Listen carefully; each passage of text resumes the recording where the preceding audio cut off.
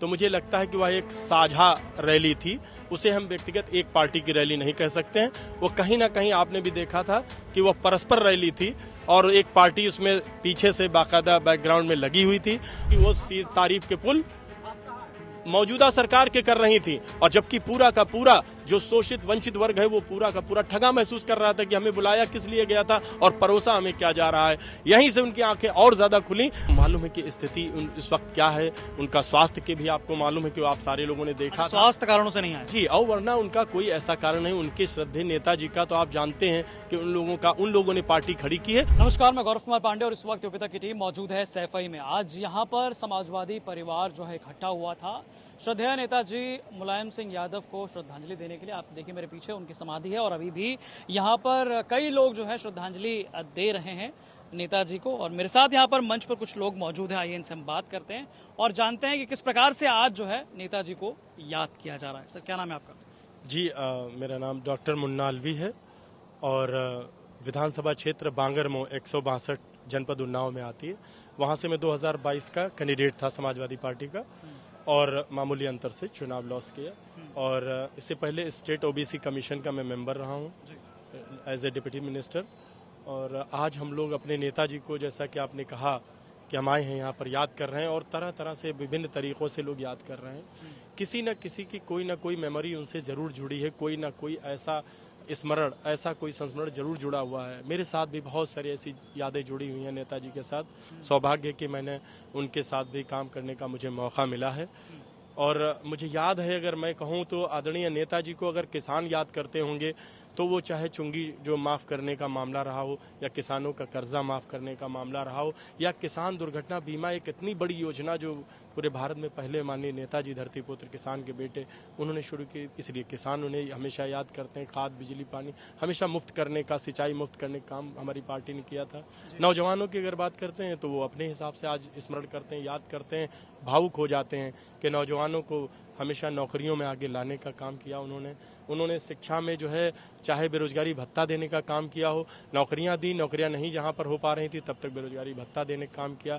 कन्या विद्याधन हमारी बालिकाओं को आगे बढ़ाने के लिए काम किया था। अगर तमाम आप देखेंगे अकलियती माशरे के बहुत सारे लोग होंगे, जो माइनॉरिटी के लोग होंगे, अगर उनके लिए बात करें तो बहुत सारे काम अनगिनत ऐसे हैं।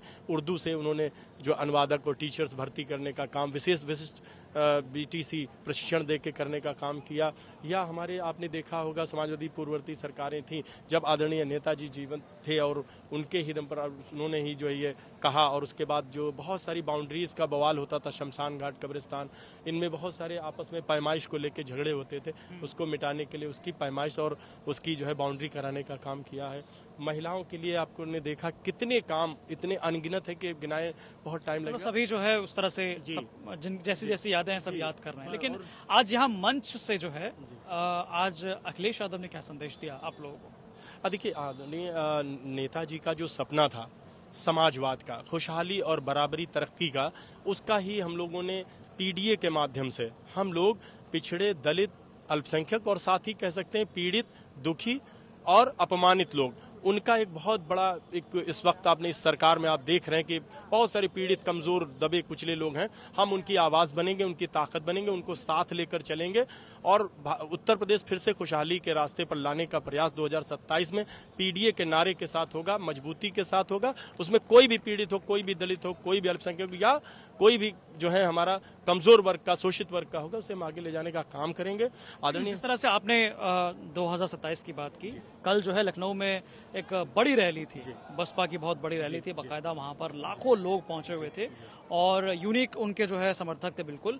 और वहां पे मंच से मायावती ने अखिलेश यादव को लेकर, समाजवादी पार्टी को लेकर बहुत बड़ा बयान दिया जिससे राजनीतिक भूचाल आया। उस बयान को आप कैसे देखते हैं? देखिए, मैं जहां तक देख पा रहा हूं कि यहां पर एक बात तो साफ हो गई है कि वह रैली जो है जिस तरह आप मीडिया बंधुओं ने दिखाई, तो मुझे लगता है कि वह एक साझा रैली थी।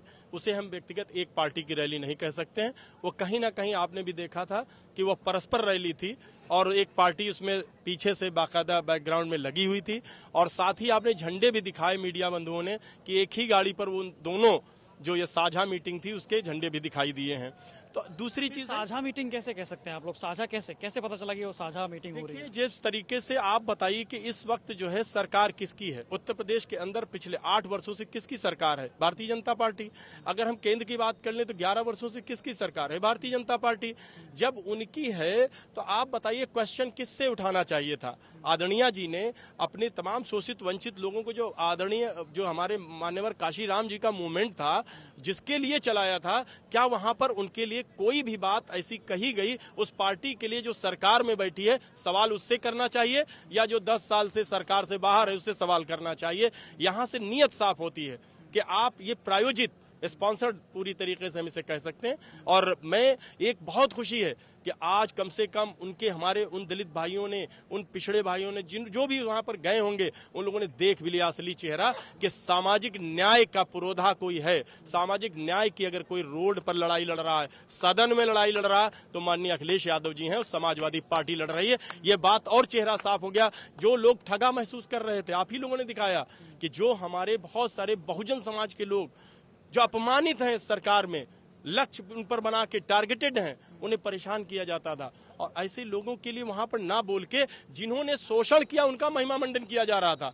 वहां पर पहली बाइट जो आप लोगों ने चलाई है, वो सबसे पहली बाइट यही चली है। आपने पूरे सारे पे वायरल चल रही थी, आपने देखा था कि वो तारीफ के पुल मौजूदा सरकार के कर रही थी, और जबकि पूरा का पूरा जो शोषित वंचित वर्ग है वो पूरा का पूरा ठगा महसूस कर रहा था कि हमें बुलाया किस लिए गया था और परोसा हमें क्या जा रहा है। यहीं से उनकी आंखें और ज्यादा खुली और हमारे जो माननीय नेता अखिलेश यादव जी का जो संदेश था, और मजबूती से वापसी में आने के बाद लोगों ने गांव गांव में चर्चा हो गई है कि अब समाजवादी पार्टी ही ऐसी पार्टी है जो माननीय हमारे जो बाबा साहेब डॉक्टर भीमराव अम्बेडकर जी का बनाया हुआ संविधान अगर कोई बचा सकता है, आरक्षण कोई बचा सकता है, न्याय दिला सकता है पिछड़े दलितों और तमाम गरीब गुरबा किसानों का, तो वो सिर्फ अखिलेश यादव और समाजवादी पार्टी है। चलिए, ये तो बात रही लखनऊ की। अब वहीं बात हम करते हैं परसों जिस प्रकार से आजम खान से मिलने के लिए अखिलेश यादव पहुंचे थे रामपुर।